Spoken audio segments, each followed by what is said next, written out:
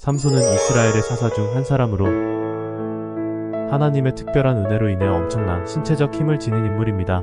그의 삶의 후반부, 특히 블레셋인들과의 갈등과 데릴라와의 관계에 초점을 맞추고 있습니다. 삼손은 이스라엘의 사사로 블레셋인들의 억압으로부터 이스라엘을 구하기 위해 하나님께서 세우신 인물입니다.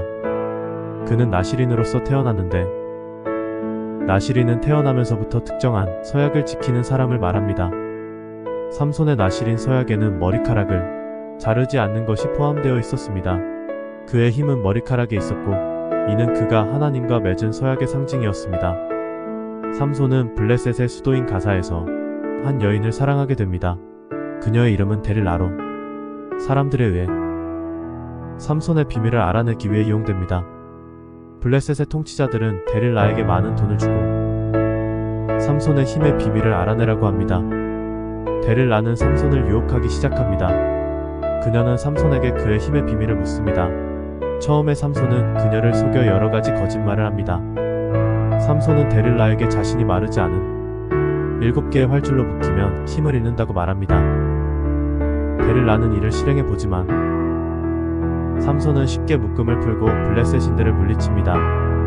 삼손은 이번에는 새 밧줄로 묶이면 힘을 잃는다고 말합니다. 데릴라는 다시 시도하지만 역시 실패합니다. 삼손은 자신의 머리카락 7가닥을 배틀의 날실에 엮으면 힘을 잃는다고 말합니다. 데릴라는 이것도 시도하지만 삼손은 다시 묶음을 풀고 힘을 발휘합니다. 데릴라는 계속해서 삼손에게 그의 비밀을 알려달라고 간청합니다. 삼손은 마침내 그녀의 끈질긴 요구에 굴복하고 자신의 힘의 비밀이 머리카락에 있으며 머리카락이 잘리면 힘을 잃는다고 고백합니다. 데릴라는 삼손이 잠든 사이에 그의 머리카락을 자릅니다. 삼손은 힘을 잃고 블레셋인들에게 붙잡히게 됩니다. 블레셋인들은 삼손의 눈을 뽑고 그를 가사로 데려가 노예로 삼아 맷돌을 돌리게 합니다. 삼손의 머리카락이 다시 자라기 시작하면서 그의 힘도 서서히 돌아옵니다. 블레셋인들은 삼손을 조롱하기 위해 큰 축제를 엽니다. 그들은 삼손을 신전으로 데려와 그를 조롱합니다. 삼손은 하나님께 마지막으로 기도하며 자신의 힘을 다시 달라고 요청합니다. 하나님은 그의 기도를 들으시고 삼손은 신전의 기둥을 붙잡고 힘을 다해 기둥을 무너뜨립니다. 신전은 무너지고 그 안에 있던 블레셋인들과 삼손 자신도 함께 죽게 됩니다. 이는 삼손이 죽으면서 블레셋인들에게 큰 타격을 준 사건으로 기록됩니다. 삼손과 데릴라의 이야기는 신앙, 유혹, 배신, 그리고 회복의 주제를 담고 있습니다. 삼손의 이야기는 그의 강한 육체적 힘과 더불어 인간적인 약점, 특히 유혹에 대한 취약성을 보여줍니다. 이 이야기는 또한 하나님의 은혜와 회복의 가능성을 강조합니다.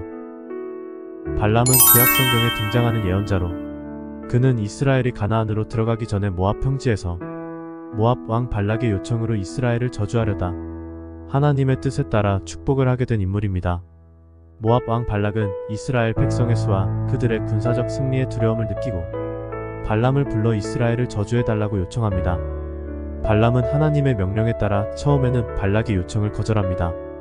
그러나 발락의 재차 요청과 더 많은 보상을 제안받자 발람은 하나님께 다시 묻고 결국 모압으로 가게 됩니다. 가는 도중 발람의 나귀가 하나님의 천사를 보고 멈추는 일이 벌어집니다.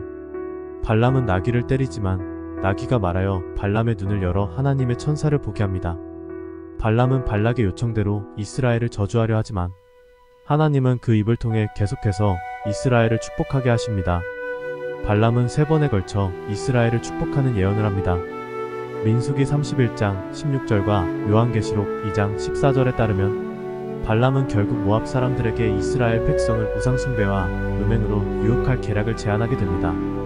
이는 결국 이스라엘 백성에게 하나님의 진노를 가져오게 합니다.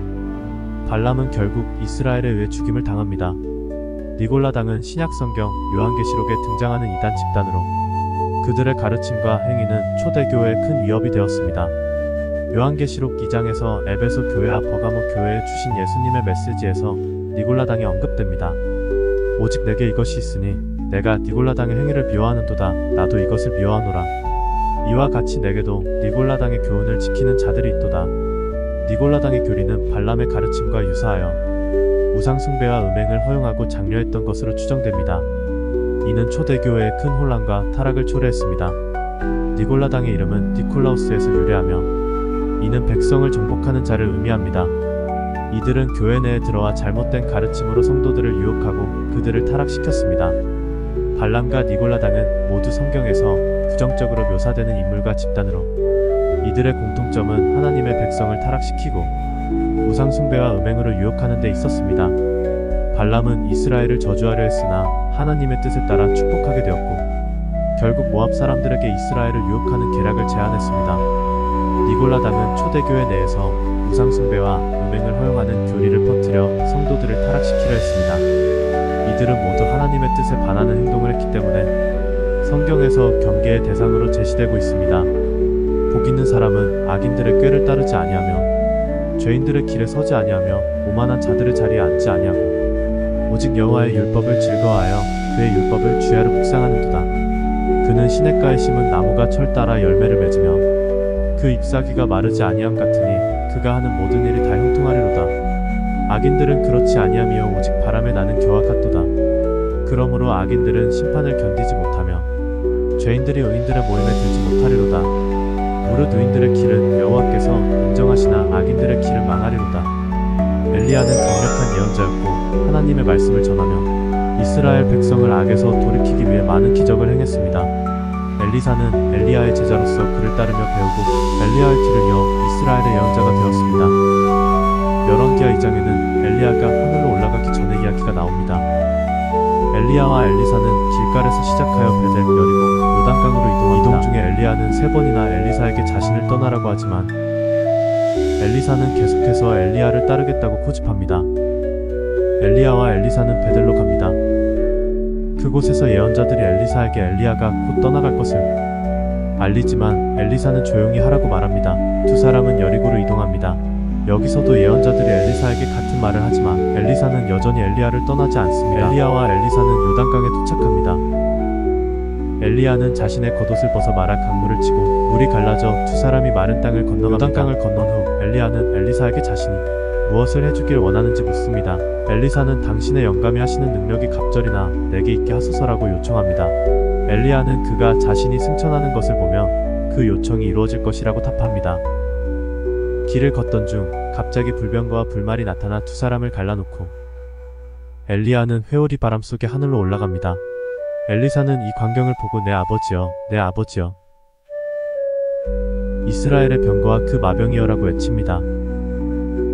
엘리야가 승천한 후 엘리사는 엘리야의 떨어진 겉옷을 주워 들고 요단강으로 돌아갑니다. 엘리사는 엘리야의 겉옷을 가지고 요단강으로 돌아와 엘리야가 했던 것처럼 강물을 칩니다. 강물이 갈라지며 엘리사는 건너게 되고 이는 그가 엘리야의 능력을 이어받았음을 보여줍니다. 엘리사는 이후에도 많은 기적을 행하며 이스라엘의 예언자로서 활동합니다. 엘리야와 엘리사의 관계는 제자와 스승의 깊은 유대감을 보여줍니다. 엘리사는 엘리야의 곁에서 배움을 받고 그의 사역을 이어받아 하나님의 일을 지속합니다. 엘리야의 승천과 엘리사의 사역은 하나님의 능력이 계속해서 다음 세대로 이어진다는 것을 상징하며 신실한 제자도와 헌신의 중요성을 강조합니다.